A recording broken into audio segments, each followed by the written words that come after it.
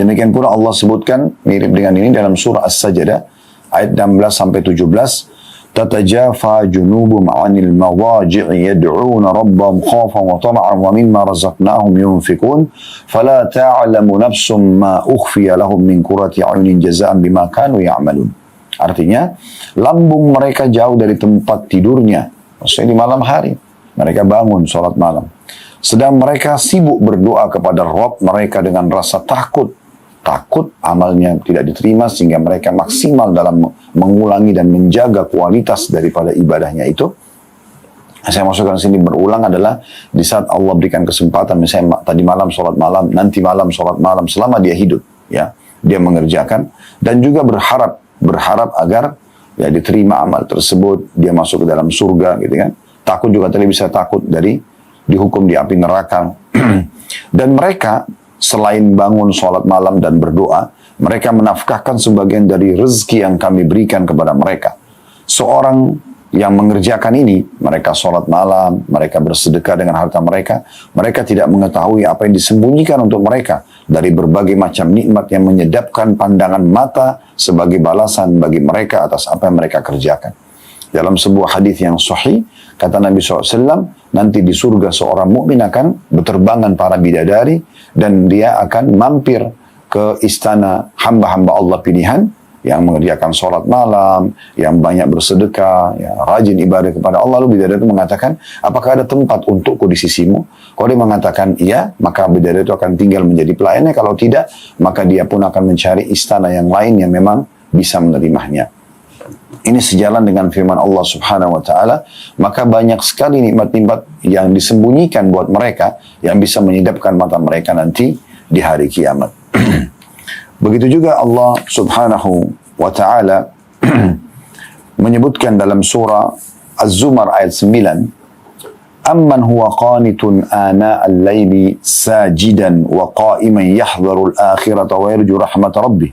Qul hal yastawi alladhina ya'lamuna walladhina la ya'lamun innama yatadhakkaru ulul albab.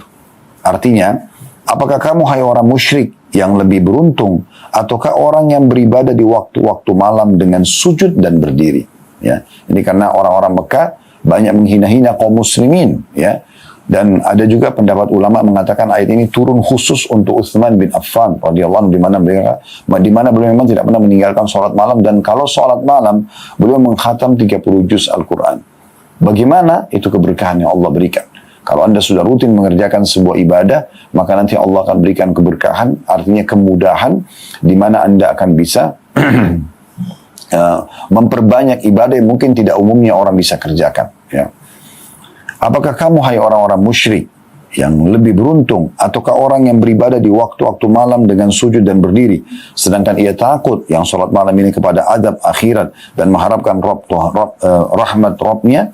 Katakanlah, adakah sama orang-orang yang mengetahui dengan orang-orang yang tidak mengetahui? Sesungguhnya orang yang berakal lah yang dapat menerima pelajaran. Juga Allah Subhanahu wa Ta'ala memerintahkan Nabi Muhammad SAW untuk selalu menghidupkan malam dalam surah Al-Muzammil, ya, ayat 1 sampai ayat 4 yang berbunyi, ya ayyuhal muzammil qumil laila illa qalila nisfahu aw inqus minhu qalila aw zid alaihi warattilil qur'ana tartila. Hai orang-orang yang berselimut, maksudnya Nabi Muhammad SAW, ya, tengah malam hari umumnya orang tidur kadang-kadang berselimut, ya. Nabi SAW dipanggil oleh Allah, hai orang yang berselimut, bangunlah untuk mendirikan sholat di malam hari kecuali sedikit darinya. Sedikit bisa dipakai tidur, seperduanya atau kurangi dari seperdua itu atau lebih dari seperdua itu, dan bacalah Al-Quran dengan perlahan-lahan. Juga perintah yang lain Allah SWT kepada Nabi Muhammad SAW dalam surah Al-Isra ayat 79, surah Isra ayat 79, di mana Allah SWT berfirman, wa minal laili fatahajjat bihi nafilatan laka asa an yab'atsaka Allahu maqaman mahmuda. Dan pada sebagian malam hari salat tahajudlah kamu sebagai suatu ibadah tambahan bagimu. Mudah-mudahan Rabbmu mengangkat kamu ke tempat yang terpuji. Maksudnya dengan salat tahajud engkau akan diberikan kedudukan yang tinggi, hai Muhammad, ya. Jadi memang ini luar biasa. Dan cukup banyak ayat-ayat yang lain, diantaranya surah Qaf ayat 40, ya. Surah Qaf ayat 40 berbunyi, wa minal laili fasabbihu wa adbaras sujud, dan bertasbihlah kamu kepadanya di malam hari dan setiap selesai sholat. Ya, suruh tasbih, bertasbih, sholat, berzikir kepada Allah SWT. Dalam surah At-Tur, ya, ayat 49, wa minal laili fasabbihu wa idbaran nujum, dan bertasbihlah kepadanya pada beberapa waktu di malam hari dan di waktu terbenamnya bintang-bintang, atau di waktu fajar. Kita dengarkan hadis Nabi SAW cukup banyak, ya. Tadi itu ayat-ayat Al-Quran. Tentu masih banyak ayat Al-Quran, ya. Ini sebagian yang saya bacakan. Sabda Nabi SAW, afdalus siyami ba'da Ramadan syahrullahi muharram. Ketahuilah puasa yang paling afdal setelah puasa Ramadan adalah puasa di bulan Muharram. Bulan pertama dari bulan-bulan Hijriah. Wa afdalus salati ba'dal faridah salatul lail. Dan salat yang paling afdal setelah salat 5 waktu adalah salat tahajud itu sendiri. Ya. Dan Nabi SAW sangat peduli dengan salat malam ini. Sampai-sampai beliau tidak pernah meninggalkannya. Kata Aisyah radhiyallahu anha, jangan kalian tinggalkan salat malam, karena Nabi SAW tidak pernah meninggalkannya. Kalaupun beliau dalam kondisi lagi letih atau lagi malas pun, ya, maka beliau tetap salat walaupun dalam kondisi duduk. Dan beliau kalau salat malam selalu lama, sampai membuat telapak kaki beliau pecah-pecah. Dan ditanyakan oleh Aisyah radhiyallahu anha, ya Rasulullah, kenapa Anda lakukan ini? Sementara Anda ini sudah diampuni dosanya yang lalu dan yang akan datang. Maka kata Nabi SAW, afala akunu abdan syakura, atau afala uhibbu an akuna abdan syakura. Apakah tidak boleh aku menjadi seorang hamba yang bersyukur? Artinya beliau melihat dengan sholat malam ini, ya, mengabdi kepada Allah SWT sebagai bentuk syukur. Bagaimana Allah berikan segala macam nikmat yang luas kepada Nabi SAW dan kepada kita semua tentunya, ya, dengan kesehatan, makanan, minuman, dan segala macam hal yang kita bisa rasakan setiap harinya, ya, setiap harinya. Juga Nabi SAW menyebutkan dalam, ya, sebuah hadis yang lain, ya, di mana beliau mengatakan, ya ayuhan nas, afshus salam, wa at'imut ta'am, wasilul arham, wa sallu bil laili wan nasu niyam, tadkhulul jannata bisalam. Hai sekalian manusia, tebarkan salam, selalu ucapkan assalamualaikum warahmatullahi wabarakatuh. Semoga keselamatan tercurahkan untuk kalian dunia akhirat, dan semoga rahmat Allah juga kalian dapatkan, dan juga semoga saja keberkahan untuk kecukupan selalu bersama dengan kalian.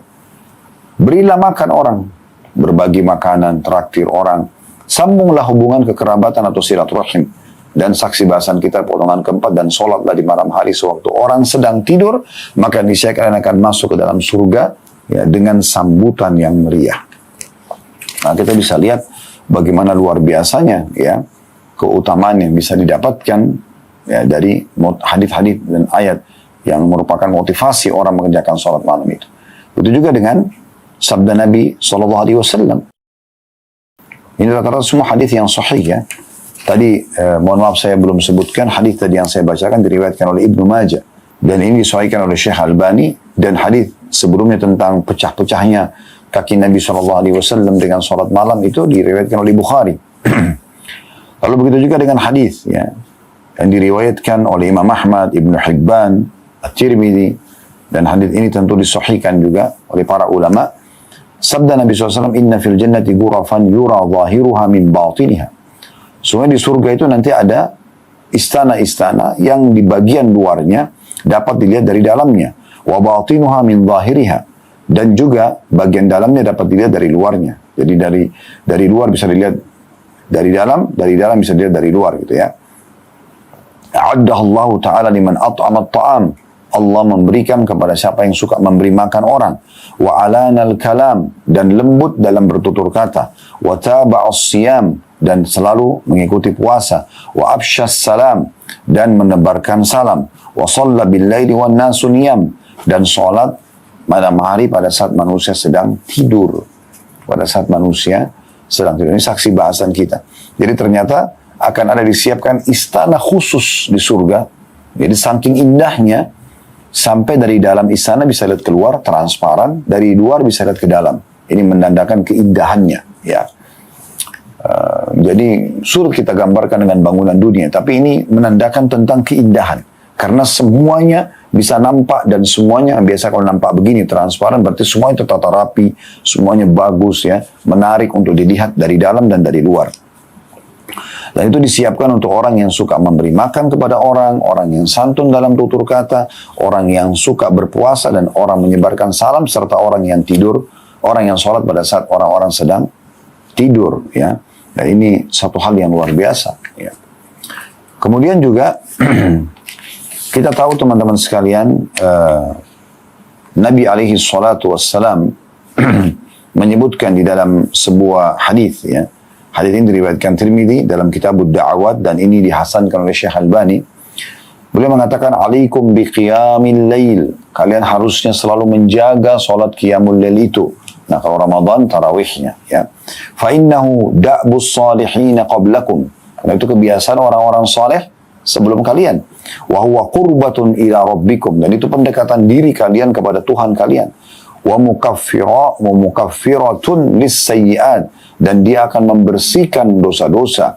Wa manhatun lil atham. Dan bisa mencegah dari perbuatan-perbuatan dosa. Ini keutamaan yang luar biasa. Saya ulangi lagi, bagaimana dalam hadis yang dihasankan oleh para ulama ini, Nabi SAW motivasi kita semua. Alaikum biqiyamul lail. Alaikum itu seperti jagalah, perhatikanlah, ya, fokuslah salat malam itu. Kenapa? Fa innahu da'bu as-salihina qablakum. Karena itu kebiasaan orang saleh sebelum kalian. Wa huwa qurbatun ila rabbikum. Dan itu pendekatan diri khusus kalian kepada Tuhan kalian. Kalau ada yang bertanya, bukankah semua ibadah pendekatan diri kepada Allah Ustaz? Tentu saja. Tetapi, sholat malam ini berbeda. Nah, walaupun dia sunnah, tapi umumnya dikerjakan tidak dilihat oleh orang-orang. Lebih dekat kepada keikhlasan. Kemudian, wa mukaffiratun lis-sayyi'at. Membersihkan kesalahan-kesalahan. Kalau seandainya di alam manusia kita, ada orang yang melakukan pelanggaran, lalu dikatakan oleh pemilik, ya, hak yang telah dilanggar, kalau kamu standby di depan rumah saya, misalnya 1 jam, 2 jam, atau semalam suntuk, duduk saja sebagai bentuk pengakuan kesalahanmu, saya akan maafkan kesalahan. Mungkin orang akan lakukan. Allah subhanahu wa ta'ala ya, ini membukakan pintu yang luar biasa di sholat malam, pembersihan dosa melalui lisan nabinya Muhammad sallallahu alaihi wasallam. Dan yang luar biasa lagi, penutupan hadis dikatakan wa manhatun bil atham. Dan sholat malam akan mencegah orang dari perbuatan dosa. Jadi kalau Anda sholat tahajud besoknya itu, Anda jadi terjaga sekali, khawatir sekali kalau sampai terus dalam perbuatan dosa. Nah, berarti lawannya ya, lawan pemahamannya kalau orang malas sholat malam berarti sangat terbuka sekali pintu-pintu dosanya. Ya, seperti itulah. Dan juga pernah ada wasiat yang baik dari Jibril alaihissalam kepada baginda Nabi SAW dalam hadis yang disahihkan oleh Imam Al-Hakim dan beliau menukil dalam kitab Mustadraknya. Kata Jibril AS, "Ya Muhammad, ish ma syi'ta fa innaka mayyitun." Wahai Muhammad, hiduplah sesukamu. Toh juga nanti kau akan mati. Wa ahbib man syi'ta fa innaka mufariqu. Cintai siapa yang kau mau cintai. Toh juga nanti kau akan berpisah dengannya. Wa'amal ma syi'ta fa innaka majziyun bihi. Berbuatlah sesukamu, baik atau buruk, toh juga kau akan dibalas nanti. Thumma qal, kemudian berkata Jibril, "Ya Muhammadu, syaraful mu'mini qiyamul lail." Ketahuilah hai Muhammad, ya, dan sampaikan kepada umatmu, kehormatan seseorang akan terjaga kemuliaan dia, kehormatan dia di dunia dan di akhirat, justru kalau dia suka atau rutin mengerjakan sholat malam. Wa izzuhu istighna'u 'anil nas. Dan kemuliaan jiwanya itu dengan tidak bergantung pada orang lain. Jadi ini hadis yang sangat mulia. Ini wasiat makhluk Allah paling mulia dari kalangan malaikat Jibril AS kepada makhluk yang paling mulia, hamba Allah dari kalangan manusia Muhammad SAW. Ini luar biasa. Nasihat yang sangat baik. Ya, para da'i ini bisa menjadikannya sebagai bahan ceramah. Satu hadis sudah cukup untuk menjadi bahan materi yang sangat panjang. Wasiat yang luar biasa. Ya Muhammad, ish ma syi'ta fa innaka mayyitun. Hai Muhammad, hidup sesukamu, kau pasti akan mati. Ini Jibril nasihati kepada Nabi Muhammad SAW. Apalagi kita lebih pantas untuk kita perhatikan, apalagi sedangkan Nabi SAW nasihati, apalagi kita gitu ya. hiduplah sesukamu. Toh nanti kau akan mati. Maksudnya hati-hati loh. Kalau kau mati berarti akan ada pertanggungjawaban. Wa ahbib man syi'ta fa innaka mufariqun. Cintai siapa yang kau suka. Toh juga kau akan berpisah dengannya. Di dunia pasti berpisah, di akhirat nanti baru bersama-sama. Wa amal ma syi'ta fa innaka majziyun bihi. Berbuat sesukamu, kau pasti akan dibalas. Baik kau akan dapat balasannya. Wa man ya'mal mithqala dzarratin khairan yarah, kata Allah SWT dalam surah Az-Zalzalah ayat 8-9. Siapa yang berbuat seperti biji sawi dari kebaikan, dia akan dibalas, diperlihatkan dan akan diberikan balasannya. Ya. Dan siapa yang berbuat buruk, kata Allah, "Wa may ya'mal mithqala dzarratin syarran yarah." Siapa yang berbuat seperti biji sawi dari keburukan juga akan diperlihatkan dan akan dihukumkan bagi dia. Kecuali dia taubat. Kemudian diingatkan Nabi SAW oleh Jibril AS, ya Muhammad, ya, syaraful mu'min qiyamul lail. Ingatlah, kehormatan, kemuliaan seorang mukmin puncaknya justru kalau dia selalu sholat malam. Di dunia dan di akhirat dia akan dapatin. Ya. Dan wa'izzuhu istighna'u 'anil nas. Dan kemuliaan jiwanya juga dengan dia tidak bergantung pada orang lain. Juga teman-teman sekalian, ada hadis lain riwayat Imam Muslim bagaimana kita dianjurkan ghibtah, cemburu, ya. Cemburu iri tapi iri positif, ya. Karena ada dua jenis cemburu dalam agama kita, ada hasad. Ini tidak boleh hukumnya. Cemburu, iri pada kelebihan ada pada diri orang lain dan kita berharap hilang dari dia. Nah, ini hukumnya haram, tidak boleh dalam Islam. Kita lihat ada orang cantik, orang gagah, orang pintar, orang kaya. Lalu kita cemburu, iri, kita berharap hilang nikmat itu dari dia. Ini hukumnya haram. Kata Nabi SAW, "Iyyakum wal hasad, fa in hasad ta'kul hasanatu kama ta'kulu an-naru hatab." Ya, tinggalkan itu hasad atau iri, karena dia akan memakan pahala atau menghancurkan pahala sebagaimana api membakar kayu bakar. Ya. Tapi ada ghibtah. Ghibtah ini kita cemburu pada orang yang dibolehkan dalam syariat tanpa berharap hilang dari dia nikmat tersebut. Tapi kita minta kepada Allah agar diberikan hal yang sama seperti dia. Selama bukan bentrok dengan sunnatullah. Ya, tidak mungkin kita minta misalnya, ya Allah berikan saya wajah seperti wajah dia persis. Ciplakan, nggak mungkin. Itu bentrok sama sunnatullah. Dan misalnya dia diberikan kepintaran, kekayaan, keterampilan, ya, kelebihan dalam ibadah, dalam harta, kita minta sama Allah tanpa berharap hilang dari dia nikmat itu, maka itu boleh, namanya ghibtah. Beranjak daripada hadis Nabi SAW, masyhur tadi saya katakan riwayat Imam Muslim, la hasada illa fitnatain. Tidak ada hasad kecuali pada dua orang. Nggak boleh orang ghibtah, berharap iri kecuali pada dua orang ini. Fokus, ya, tapi tidak berharap hilang nikmat itu dari dia. Yang pertama, rajulin atahu Allahul Qur'ana fahuwa yaqumu bihi ana al-laili wa ana an-nahar. Orang yang Allah karunia Al-Quran, ada hafalannya, baik sedikit ataupun banyak, namun dia sibuk membaca Al-Quran tersebut di siang hari dan di malam hari. Atau di malam hari dan siang hari. Di malam hari tentu dengan sholat malam. Ya. Wa rajulun atahu Allahu malan fahuwa yunfiqu ana al-laili wa ana an-nahar. Yang kedua boleh kita cemburu adalah orang yang Allah karunia harta, sibuk dia bersedekah di malam hari dan di siang hari. Nah, di sini saksi bahasan kita adalah golongan pertama yang boleh kita ghibtah, cemburu tapi tidak berharap hilang dari dia, supaya Allah berikan juga kepada kita adalah orang yang diberikan Al-Quran lalu sibuk di malam dan di siang hari membacanya. Ini luar biasa. Dan kita dimotivasi teman-teman sekalian, kalau lagi sholat malam oleh Nabi SAW untuk memperbanyak baca Al-Quran. Karena ini saatnya baca Al-Quran. Dan makin banyak Anda baca, maka makin besar pahala yang Anda dapatkan. Hadis yang masyhur, hadis Abu Daud dan juga Ibn Huzaimah sebutkan dalam sahihnya. Kata Nabi SAW, "Man qama bi asyri ayatin lam yuktab minal ghafilin." Siapa yang sholat malam dengan membaca 10 ayat Al-Quran, maka dia akan selamat dari orang-orang yang lalai. Jadi dia tidak akan lalai dalam hidupnya. Jadi dia kalaupun masih hidup besok, dia akan selalu menjadi orang yang teliti. Kemudian, "Wa man qama bi mi'ati ayatin kutiba minal qanitin." Dan siapa yang bangun sholat malam lalu dia baca 100 ayat, maka dicatatkan dia termasuk orang-orang yang qanit, atau orang yang tunduk, orang yang patuh. Ya. Wa man qama bi alfi ayatin kutiba minal muqantarin. Dan siapa yang membaca 1000 ayat dalam satu malam, sholat malam itu, ya, berarti dia akan dicatat sebagai orang yang meraih melimpah pahala, ya, atau dia akan mendapatkan banyak sekali pahala. Dan kita tahu memang membaca Al-Quran ini adalah pahalanya besar sekali. setiap hurufnya 10 pahala. Belum lagi ada hadis Nabi SAW diriwayatkan oleh Imam Muslim. Kata Nabi SAW, "Ayuhibbu ahadukum idza raja ila ahli an yajida fihi thalatha khalifatin 'idhamin siman." Maukah salah seorang dari kalian ketika kembali kepada keluarganya mendapatkan 3 unta hamil yang besar lagi gemuk? Ya, tapi ini bukan curian, dikasih, dapat rezeki. 3 ekor unta, 3-tiganya betina lagi hamil dan sudah mau melahirkan. Artinya akan tiba-tiba mendapatkan banyak unta. Qulna na'am, para sahabat mengatakan tentu ya Rasulullah. Qala thalathu ayatin yaqra'u bihinna ahadukum fi salati khairun lahu min thalathi khalifatin 'idhamin simanin.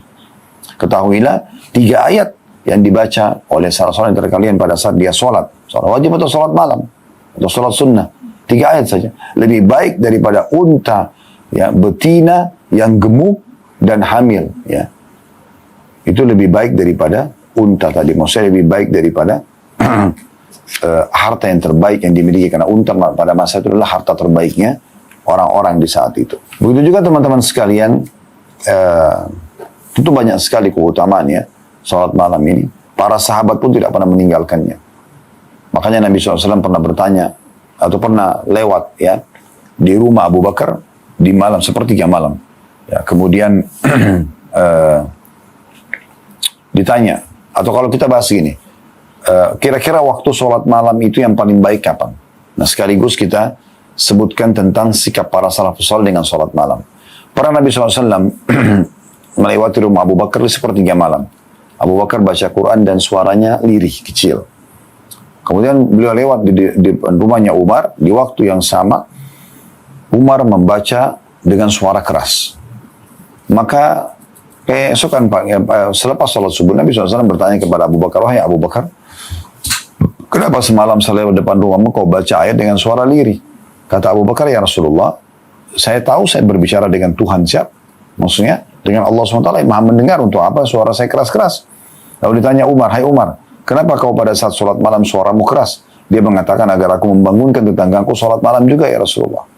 Ya, dalam riwayat lain kata Nabi SAW, ditunjuk Abu Bakar, orang ini mengambil agamanya dengan ya kehati-hatian, dan ditunjuk Umar, orang ini mengambil agamanya dengan ketegasan. Itu pada saat Nabi SAW tanya Abu Bakar, ya, "Kapan kau witir?" Abu Bakar mengatakan, "Aku witir sebelum tidur ya Rasulullah." Dan ditanya Umar, "Kapan kau witir?" Umar mengatakan di sepertiga malam. Maka Nabi SAW katakan tadi hadis itu. Dan memang waktu yang terbaik adalah waktu sepertiga malam tentunya, ya. Waktu sepertiga malam. Hadis yang sangat masyhur tentang masalah ini, hadis yang diriwayatkan oleh Bukhari Muslim, "Yanzilu Rabbuna tabaraka wa ta'ala kulla laylatin ila as-sama'i dunya hina yabqa thuluthul laylil akhir." Sesungguhnya Rabb kita tabaraka wa ta'ala yang maha berkah dan maha tinggi turun setiap malam ke langit dunia ketika tersisa sepertiga malam akhir, dan Allah berfirman, "Fayaqul man yad'uni fa'astajibalah." Siapakah yang saat ini berdoa kepadaku, maka aku kabulkan. Sang Raja Allah berfirman begitu. "Man yas'aluni fa'u'tiyahu." Dan siapa yang memintaku di waktu ini, lalu aku akan berikan. "Wa man yastakfiruni fa'akfiralah." Dan siapa yang memohon ampun kepadaku, maka aku ampuni. "Fala yazalu kadzalika hatta yudhi'al fajr." Dan terus saja seperti itu keadaannya, kata Nabi SAW, sampai terbit fajar. Sampai terbit fajar. Ini waktu yang paling afdal. Namun di Ramadan kita diberikan kesempatan oleh Allah Subhanahu wa Ta'ala untuk memajukan, bukan di sepertiga malam tapi di awal malamnya. Nah, tinggal teman-teman sekalian, berapakah jumlah sholat malam? Kalau dalam hadis Bukhari disebutkan, Nabi SAW memang dari hadis Aisyah radhiyallahu anha, sholat malam di Ramadan adalah 11 rakaat, 8 rakaat tahajud dan juga 3 rakaat witir. Namun ada riwayat yang lain juga dari Aisyah, beliau mengerjakan 13 rakaat. Rincian sebagian ulama, 13 rakaat adalah 2 rakaat sholat ringan, karena kata Nabi SAW, atau kebiasaan Nabi SAW kalau ingin sholat malam, beliau memulainya dengan 2 rakaat ringan, baru kemudian beliau sholat 11 rakaat. Ini keterangan tentang 13 rakaat itu. Nah, namun ini pendapat ulama yang mengatakan 11 rakaat saja. Ada pendapat ulama yang mengatakan tidak ada batasnya. Dan ini lebih condong pendapat jumhur ulama, ya. Karena Beranjak daripada sabda Nabi SAW, salatul laili mathna mathna. Salat malam itu 2 rakaat, 2 rakaat. Fa'idha khasya ahadukumus subha, salla raka'atan wahidatan tutiru lahu ma qad salla. Dan kalau kalian khawatir tiba waktu subuh, maka salatlah 1 rakaat sebagai witir dari salat yang telah dilakukan. Ya, berarti di sini orang boleh mengerjakan salat malam, jumlahnya tidak terbatas. Silakan saja, gitu kan. Tapi minimalnya 2 rakaat. Ini sudah kita jelaskan tadi, ya. Tinggal bagaimana kalau orang sudah sholat tarawih, apakah dia boleh sholat tahajud lagi? Nah, kembali kepada perbedaan pendapat ulama tadi. Kalau pendapat ulama yang pertama yang mengatakan dari hadis Aisyah radhiyallahu anha, Nabi SAW sholat 11 rakaat, sholat malam 11 rakaat di Ramadan dan luar Ramadan, itu sama saja. Maka pemilik pendapat ini mengatakan, berarti kalau orang sudah tarawih, maka tidak ada lagi tahajud. Nah, seperti itulah, karena jumlahnya dikatakan Nabi di Ramadan, luar Ramadan selalu sholat 11 rakaat gitu. Kalau pendapat yang kedua tadi, yang mengatakan tidak ada batas dalam sholat malam, dan Allahu alam kami cenderung dengan pendapat ini ya, yang mengatakan bahwasanya 2 rakaat bebas berapa rakaat pun, maka boleh saja orang tarawih dan orang juga sholat tahajud. Nah, cuma memang yang disepakati ulama adalah hadis Nabi SAW, la witraini fi lailah. Tidak ada 2 kali witir dalam 1 malam. Kalau sholat malamnya gak ada masalah. Artinya orang kalau sudah sholat tarawih, kalau dia sudah witir bersama imam di salat tarawih, berarti nanti kalau dia mau tahajud, dia tahajud tapi tidak ada lagi witir. Atau dia sholat tarawih, kemudian dia tidak witir. Nanti dia sholat witirnya di sepertiga malam, setelah sholat tahajud misalnya. Nah, ini adalah bahasan tentang masalah witir tidak dikerjakan 2 kali. Ada sebagian ulama memberikan solusi, bagaimana orang kalau sudah witir di awal malam. Misalnya dia sholat tarawih, dia sudah witir 3 rakaat. Sekarang dia mau sholat tahajud dan dia ingin witir lagi di akhir malam. Maka caranya adalah dia sholat 1 rakaat, dia genapkan dulu, dia niatkan genapkan witirnya yang awal malam, sehingga seakan-akan menjadi genap dengan 1 rakaat ini. Yang tadinya 3 menjadi 4 ditambah 1 rakaat ini, kemudian baru dia sholat malam dan dia witir lagi 3 rakaat. Ya, Allahu a'lam. Ini tata caranya untuk mengerjakan itu. Jadi kalau kita lihat sekarang di Masjid Haram, di Masjid Nabawi ya, kalau Ramadan, apalagi di 10 terakhir, kalau sholat tarawih dari awal Ramadan sampai menjelang malam Lebaran selalu ada. Ya, cuma 10 terakhir itu sudah menjadi fatwa ulama dan menjadi keputusan yang diterapkan oleh pemerintah Saudi dan menjadi tontonan semua umat Islam bisa lihat, nonton itu di 10 terakhir Ramadan. Selain tarawih ada sholat qiyam Ramadan. Ya, biasanya yang kalau pengalaman kami sebelumnya di Ramadan itu biasanya jam 8:30 masuk Isya. Setelah ba'da Isya ada sholat tarawih ya, 20 rakaat, 23 rakaat. Setelah itu, kenapa 23 rakaat? Karena mereka berpegang pada pendapat kedua, yaitu hadis tentang sholat malam 2 rakaat, 2 rakaat. Jadi tidak ada batasnya. Boleh 11, minimal 2, boleh 23. Boleh bahkan lebih daripada itu. Ya, itulah sebabnya kenapa Umar radhiyallahu anhu mengerjakan sampai 23 rakaat. Karena memang dasarnya ada hadis ini. Ya, sholatul lail mathna mathna. Sholat malam itu 2 rakaat, 2 rakaat. Nah, nanti setengah 2 malam, ya, atau tepatnya jam 1 malam lah, tepatnya, itu biasanya akan ada qiyamul lail lagi. Yang mau ikut silahkan. Maka banyak orang yang sudah ikut tarawih, ikut lagi qiyamul lail. Ya, itu biasa saja. Nah, itu biasa dikerjakan kemudian 11 rakaat. Jadi kalau kita gabung ini, ya, kalau yang sama witir 23 rakaat tarawihnya, tambah lagi 11 rakaat sholat tahajudnya. Tapi tentu dari saya bilang kalau orang sudah witir di sholat tarawih, dia tidak ikut lagi witir di akhir. Kecuali dia sudah genapkan 1 rakaat dulu, dia niatkan untuk menggenapkan witir di awal malam di tarawih, maka boleh dia ikut witir di sholat tahajudnya. Nah, ini hukum syar'i yang luar biasa yang harus kita ketahui. Teman-teman sekalian, kita tambahkan juga informasi ya, bagaimana adab-adab sholat malam itu. Yang pertama adalah bagaimana niatnya. Ini disebutkan oleh Syekh Sa'ad Hafidahullah, beliau mengatakan niat ya dalam sholat malam ketika mau tidur. Jadi diniatkan dari awal, gitu kan? Sebagaimana sabda Nabi SAW agar tidak luput dari kita pahala. Dalam hadis diriwayatkan oleh An-Nasa'i, "Ma min mri'in takunu lahu lailatun bilailin faghalabahu alaihi naumun illa kataballahu lahu ajra salatihi wa kana naumu sadaqatun alaihi. Tidaklah seorang niat ya, untuk melakukan salat malam lalu dia tertidur atau tidak bangun, melainkan Allah catat baginya pahala salat malam dan tidurnya menjadi sedekah untuknya. Tidurnya menjadi sedekah untuknya. Jadi hadis ini berarti menandakan sangat baik kalau kita mau tidur di malam hari kita niatkan salat malam. Jadi kalaupun kita kelewatan tetap dicatatkan bagi kita pahala salat malam itu. Abu Darda juga radhiyallahu anhu menukil sebuah riwayat dari Nabi SAW, barang siapa mendatangi tempat tidurnya dan dia berniat untuk bangun salat malam, lalu kedua matanya mengalahkannya, maksudnya tertidur, hingga subuh, maka dicatatkan apa yang telah ia niatkan dan tidurnya menjadi sedekah baginya dari Rabbnya. Tidurnya menjadi sedekah baginya Rabbnya. Ya. Kemudian juga dikuatkan tentunya teman-teman sekalian dengan ini tambahan dari kami, tidak disebutkan oleh Syekh Sa'ad, tapi mohon maaf. Jadi ditambah dengan usahakan selain niat, kita juga teman-teman sekalian wudu sebelum tidur, jangan lupa doa dibaca ya. Ini penting sekali membaca doa ya. Tidur balik sisi kanan dengan meletakkan tangan di pipi ya. Ini penting sekali untuk kita perhatikan karena ini berpengaruh sekali pada membantu kita untuk bisa bangun sholat malam ya, seperti itu. Kemudian juga jangan lupa pada saat tadi wudu, kemudian zikir sebelum tidur, jangan lupa pada saat terbangun kita juga membaca ya, doa ini penting sekali karena kalau Anda baca doa ini teman-teman sekalian, maka insya Allah ini akan sangat membantu Anda diterima sholatnya, diterima doanya, diampuni dosanya ya, diampuni dosanya.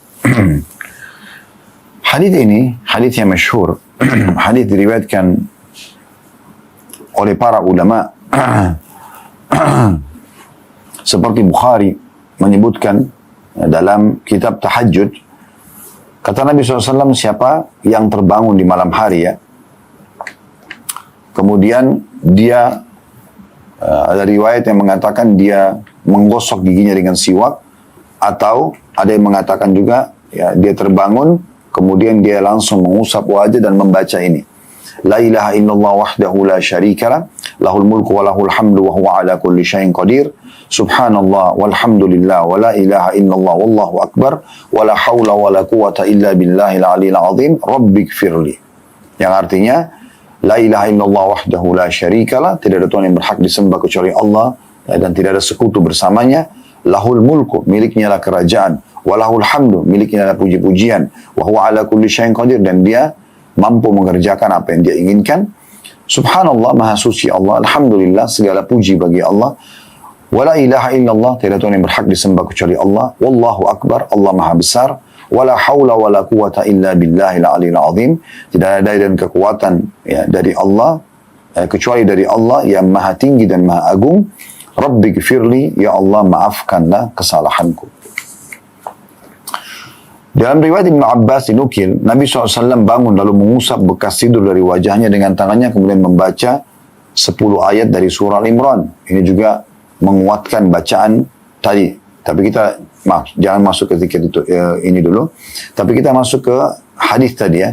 Kalau terkaget tengah malam teman-teman, kata Nabi SAW, siapa yang bangun, kemudian dia membaca la ilaha illallah wahdahu la syarikalah, lahul mulku wa lahul hamdu wa huwa ala kulli syai'in qadir, subhanallah walhamdulillah wa la ilaha illallah wallahu akbar, wa la hawla wa la quwata illa billahil aliyil azim, rabbighfirli, kata Nabi SAW, akan diampuni dosa-dosanya. Kalau dia sholat akan diterima sholatnya, dan kalau dia berdoa akan diijabah doanya.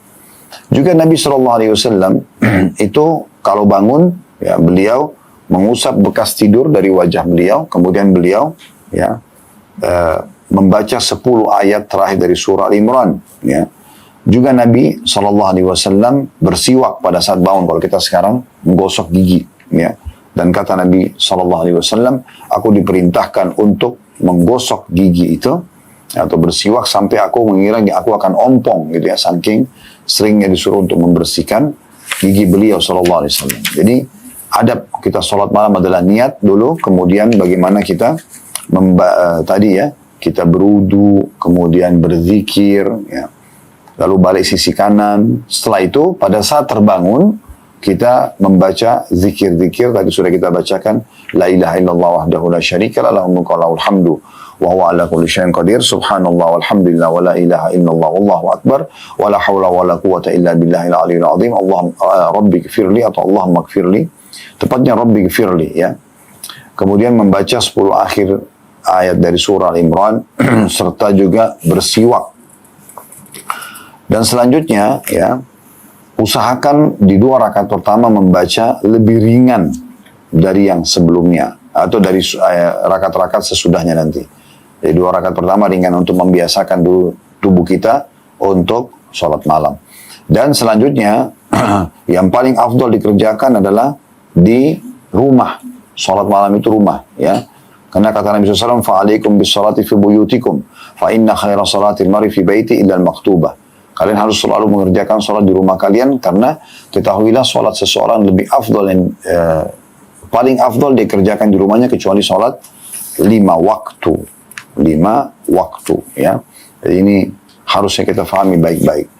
Kalau ada orang sudah terlanjur rutin, teman-teman sekalian, untuk dia bangun sholat malam, ya, ataupun mungkin baru dia bangun sholat malam, dan dia sudah berumah tangga, ada baiknya kalau dia mengajak keluarganya untuk bangun bersama-sama. Kata Nabi SAW dalam hadis sahih, ya, kepada Aisyah, Qumi fa'autiri ya Aisyah, bangun dan witirlah wahai Aisyah. Beliau bangunkan istrinya SAW dalam hadis Bukhari Muslim. Dalam hadis yang lain, kata Nabi SAW, semoga Allah merahmati seorang laki-laki yang terbangun di malam hari, kemudian dia membangunkan keluarganya. Ya, kalau istrinya maksudnya. Kalau istrinya menolak, maka dia percikan air di wajahnya. Dan semoga Allah merahmati seorang perempuan atau istri yang bangun di malam hari, dia bangun sholat malam, kemudian dia bangunkan suaminya, kalau suaminya nolak, lalu dia percikan air di wajahnya. Kalau keduanya bangun dan sholat bersama-sama, maka mereka akan dicatat sebagai orang yang banyak berzikir kepada Allah subhanahu wa ta'ala. Ya. Ini termasuk hal yang penting sekali untuk, ya, kita perhatikan, ya. Jadi akan dicatat sebagai orang yang banyak berzikir kepada Allah subhanahu wa ta'ala. Dan tentu dalam sholat malam ini cukup banyak bahasan, ya, panjang lebar berhubungan dengan masalah ini. Namun saya akan tutup dengan, di akhir buku beliau ini tentang sholat malam, ada hal yang menarik yang untuk kita bahas. Ada sunnah Nabi SAW sebelum sholat malam. Itu disebutkan oleh Abu Daud dan disahihkan oleh Syekh Albani, ya. Yaitu Nabi SAW bila bangun malam hari sebelum sholat malam, jadi sudah wudhu, sudah segala macam, kalau kita mungkin sudah disejadah sehingga siap untuk sholat, maka Nabi SAW membaca Allahu Akbar 10 kali. Misalkan kalau zikir habis sholat kan subhanallah dulu, baru alhamdulillah, baru Allah Akbar, ya. Kalau ini tidak, Allah Akbar dulu, dan jumlahnya hanya 10, bukan 33. Kemudian membaca alhamdulillah 10 kali. Terus membaca subhanallahi wa bihamdi 10 kali. Ya, jadi Allah Akbar dulu, terus alhamdulillah masing-masing 10 kali, lalu subhanallah wa bihamdi 10 kali. Kemudian menambah subhanal malikil kudus 10 kali. Ya. Maha suci, raja yang maha tinggi dalam kesuciannya. Itu subhanal malikil kudus. Kalau tadi Allah Akbar saya tidak terjemahkan karena kita sudah tahu Allah maha besar, dibaca 10 kali. Kemudian alhamdulillah kita sudah tahu maha suci Allah, dibaca 10 kali. Subhanallah wa bihamdi, maha suci Allah dan segala puji-pujian untuknya, dibaca 10 kali. Subhanal malikil kudus, nah ini yang kita terjemahkan tadi, maha suci raja yang maha tinggi, maksudnya Allah dan dalam kesuciannya. Lalu membaca 10 kali juga astagfirullah. Itu saja, tidak ditambah dengan lafaz lain. Nabi SAW membaca astagfirullah, astagfirullah, astagfirullah. Ya, jadi urutannya Allah Akbar 10 kali, alhamdulillah 10 kali. Pertama Allah Akbar 10 kali, alhamdulillah 10 kali, subhanallah wa bihamdi 10 kali, subhana malikal kudus 10 kali, astagfirullah 10 kali, ini sudah yang kelima. Yang keenam baca la ilaha illallah 10 kali.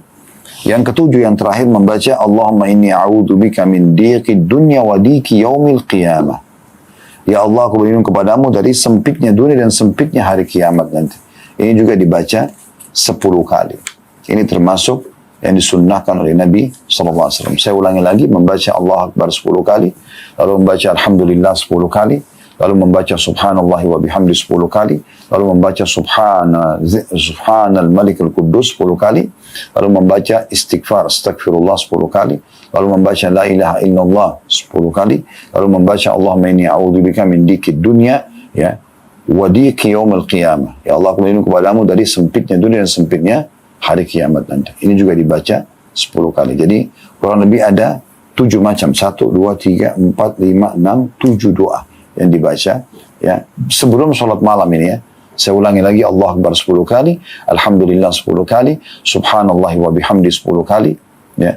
Semuanya Subhanal Malikul Quddus 10 kali, Astagfirullah 10 kali, La ilaha illallah 10 kali, lalu Allahumma inni a'udzubika min dikid dunya wa diki al-akhirah atau yaumil qiyamah 10 kali.